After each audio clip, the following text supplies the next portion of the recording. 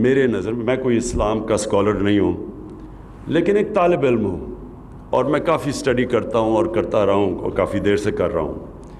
یہ میرا ایمان ہے کہ جو مدینہ کی ریاست تھی، کیونکہ وہ نبی صلی اللہ علیہ وسلم کی سنت تھی، کیونکہ وہ انہوں نے بنائی تھی، اور قرآن میں اللہ نے ہمیں حکم دیا تھا کہ ان کی سنت پہ چلو، تو یہ میرا ایمان ہے کہ جو بھی اس ریاست کے اصولوں پہ چلے گا اللہ اس قوم کو اٹھا دے گا، بہت زبردست۔ اور وہ قوم اگر مسلمان نہ بھی ہو تو اللہ اس قوم کو اٹھا دے گا اگر ان اصولوں پہ چل گئی وہ قوم۔ اور کیونکہ میں مغرب پھرا ہوا ہوں تو میں آپ کو یقین دلاتا ہوں کہ میں نے ان قوموں کو جو محمد عبدو نے کہا تھا آج سے 125 سال پہلے، میں نے اپنی آنکھوں سے دیکھا مغرب میں۔ دیکھیں جو اصول انہوں نے بنائے تھے نا، وہ اصول آج آپ حیران ہوں گے، وہ یورپ کے اندر، اسکینڈینیویا میں خاص طور پہ اگر آپ جائیں تو آپ کو وہ اصول نظر آئیں گے، عملی طور پہ وہ معاشرے وہ امپلیمنٹ کر بیٹھے ہیں۔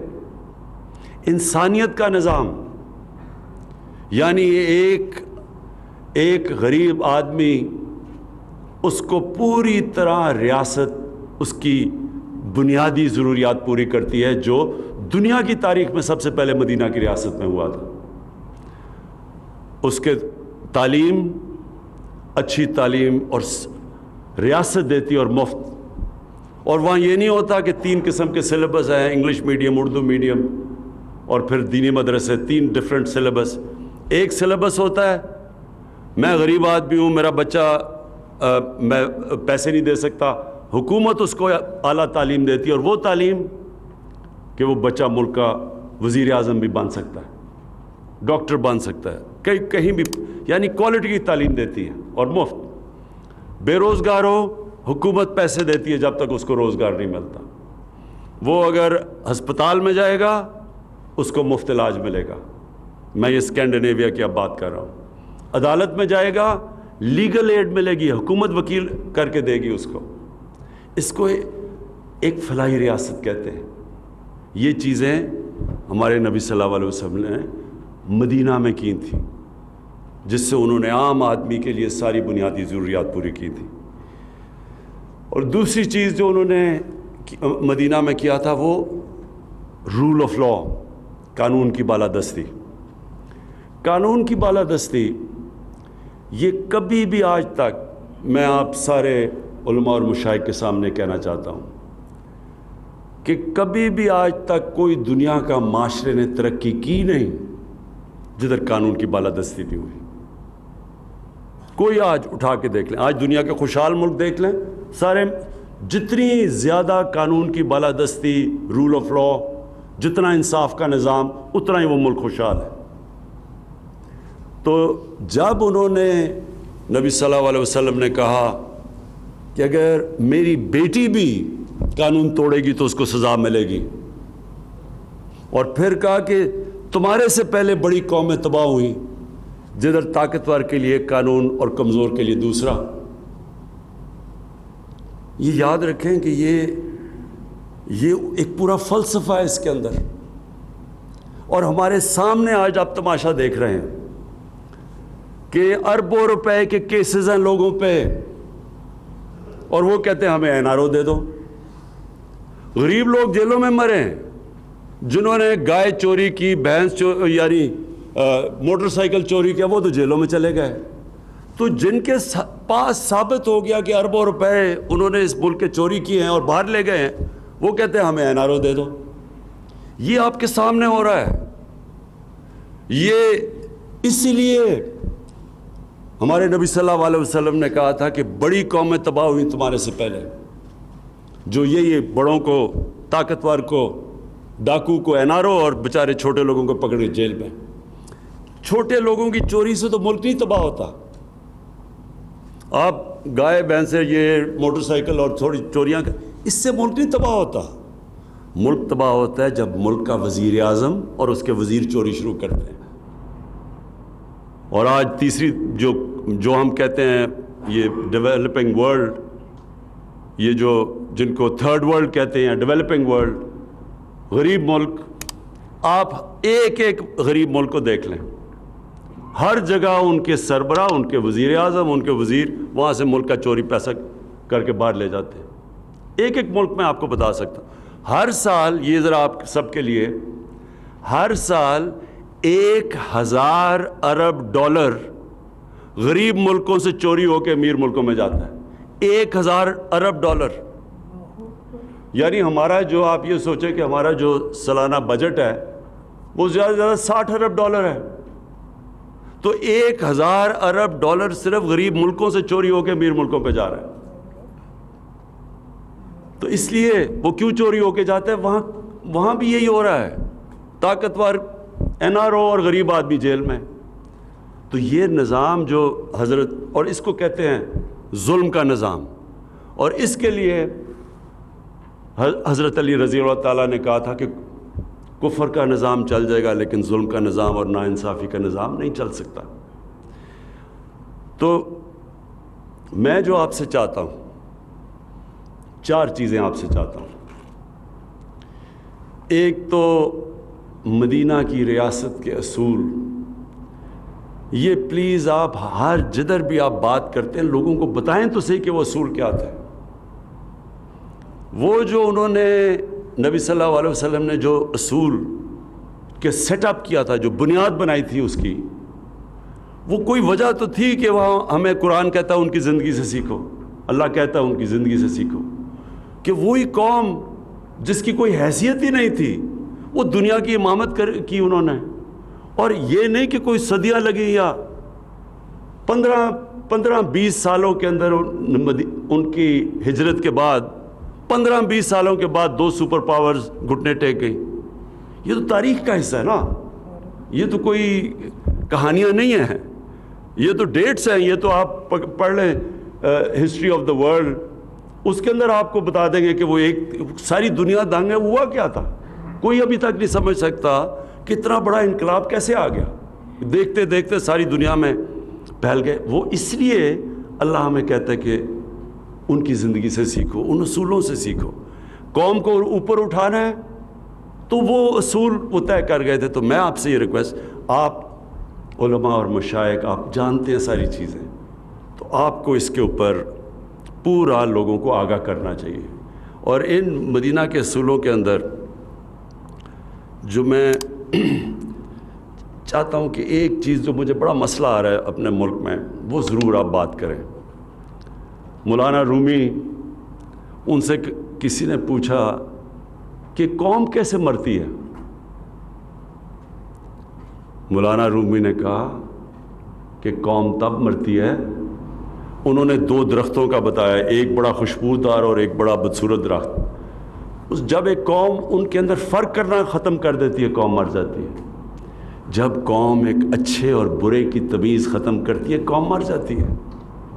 دیکھیں، پیسہ چوری ہوتا ہے پھر آ جاتا ہے، قوموں کے لیے پیسہ آتا جاتا ہے، لیکن جب ایک قوم کی اخلاقیات تباہ ہوتی ہے تب قوم مرتی ہے۔ اس لیے یہاں جو ظلم ہوا ہے نا ہمارے ملک میں، کہ میں دیکھتا ہوں ایک ہمارے 8-9 ہمارے بڑے بڑے صحافی وہ جا کے عدالت میں چلے گئے کہ جی ایک آدمی جو سپریم کورٹ نے کنوکٹ کیا ہے، جس کو، جو ملک سے جھوٹ بول کے باہر بھاگ گیا ہے، جس کے پتہ ہے کہ اربوں روپے باہر پڑے ہیں، یہاں کا چوری کیا ہوا پیسہ، اور وہ کہتے ہیں جی اس کو تقریر کرنے کی اجازت دی جائے۔ یعنی ہم کیا میسج دے رہے ہیں اپنے نوجوانوں کو، اپنے یوتھ کو؟ کیا میسج دے رہے ہیں کہ چوری کرنا کوئی بری چیز نہیں ہے، کہ آپ ملک سے جھوٹ بول کے فرار ہو جائیں نہیں ہے؟ آپ کے پاس اربوں روپے کی باہر پراپرٹی، آپ جواب ہی نہیں دے سکتے، لیکن آپ کو تقریر کرنے کا موقع دیا جائے۔ میں کیونکہ مغرب کو پھر میں آپ سب کے سامنے رکھنا چاہتا ہوں، کیونکہ میں جانتا ہوں، آپ یقین کریں کہ اگر اس طرح کوئی آدمی وہاں یہ کرتا پبلک کے پیسے سے تقریر کیا، وہ کسی محفل میں نہیں بیٹھ سکتا تھا۔ دیکھیں، یہ جو کرپشن ہے نا، یہ ملک کی سب سے بڑی کینسر ہے. لیکن اس سے کبھی قانون سے نہیں لڑا جاتا. ہاں ہم قانون سے لڑ رہے ہیں، آپ دیکھ رہے ہیں ہم قانونی کارروائی ہو رہی ہے، لیکن قانون سے پورا معاشرہ لڑتا ہے، کیونکہ معاشرے کا پیسہ چوری ہوا ہوتا ہے. میرا تو نہیں پیسہ چوری ہوا، تو پورا معاشرہ اس کا مقابلہ کرتا ہے. اور تب معاشرہ جیتتا ہے جب ایک تھانے دار یا پٹواری بھی رشوت لیتے ہوئے ڈرے کہ لوگ کیا کہیں گے اگر پتہ چل گیا لوگوں کو.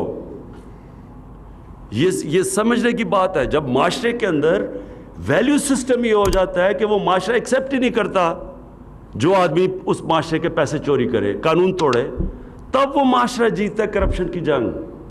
سنگاپور کے اندر، سنگاپور ہمارے ساتھ ہمارے تھوڑی دیر بعد آزاد ہوا.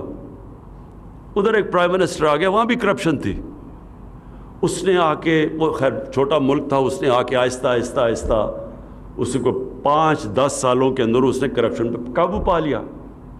لیکن پھر اس نے ایک اس طرح کی اخلاقیات سنگاپور کو دی کہ 15 سال کے بعد اس کے آنے سے اس کے ایک وزیر نے پیسے چوری کیے، کرپشن کی، وہ پکڑا گیا.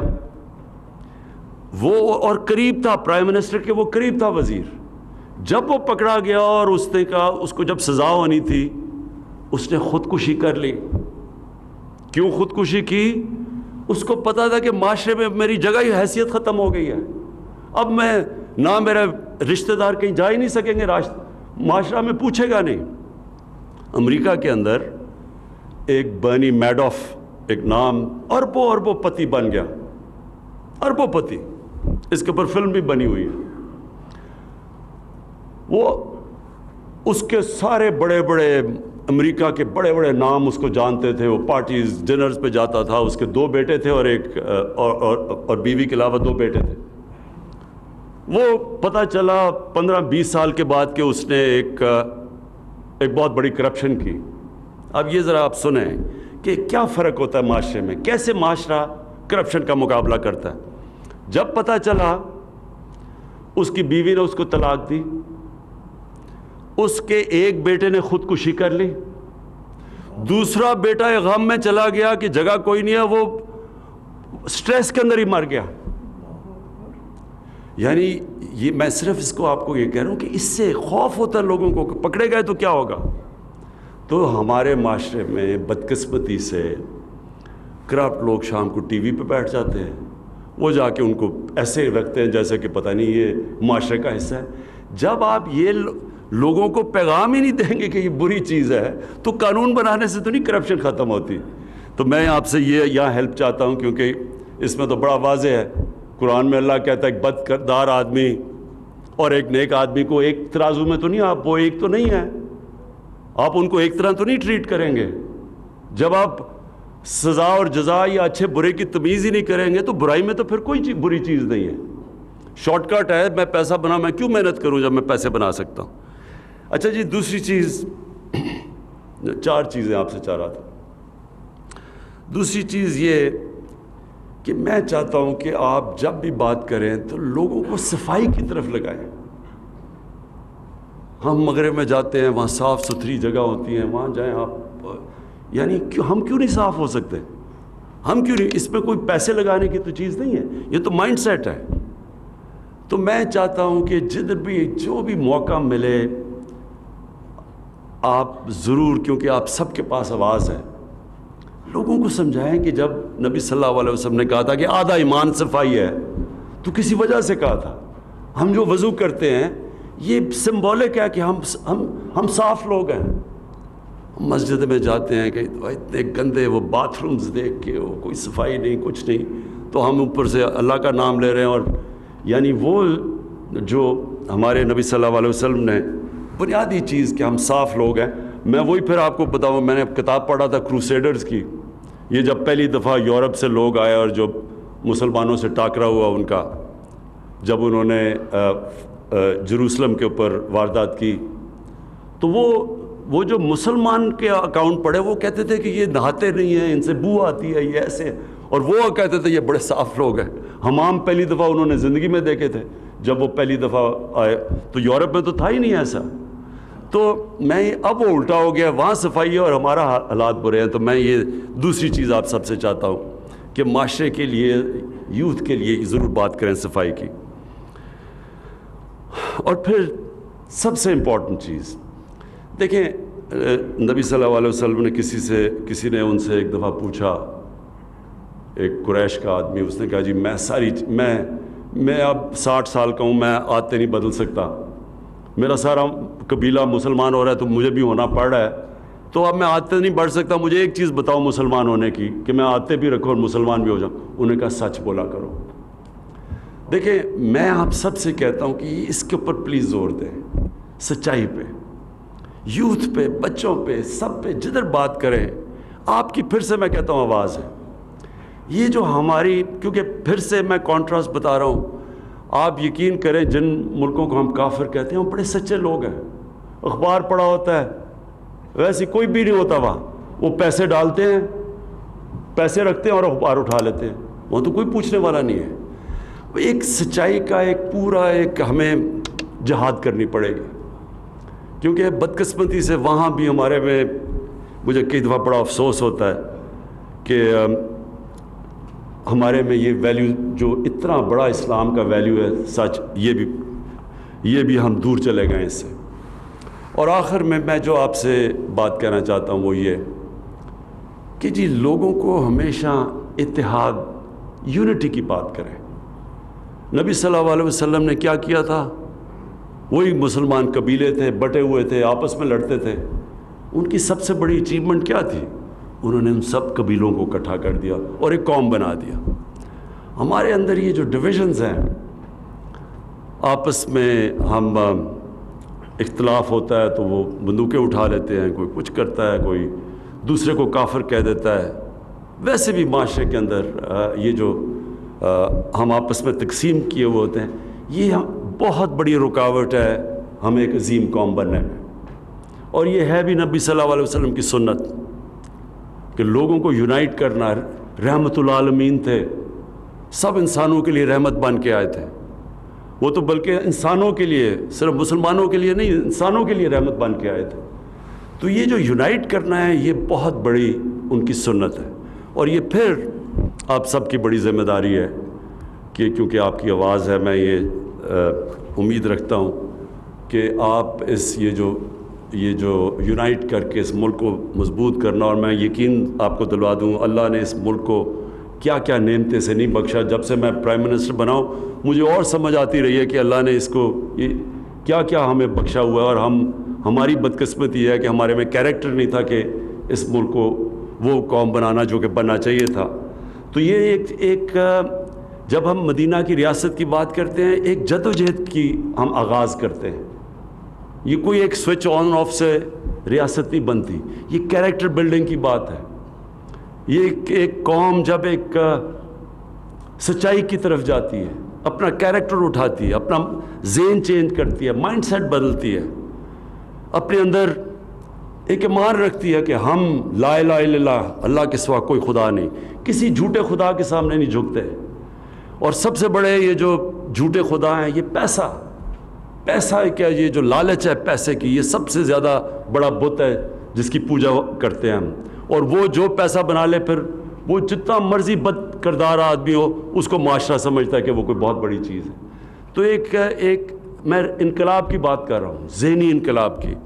اور وہ جب تک آپ سب اس میں شرکت نہیں کریں گے, اس جد و جہد کا حصہ نہیں بنیں گے, وہ اکیلا عمران خان کچھ نہیں کر سکتا. بہت بہت شکریہ.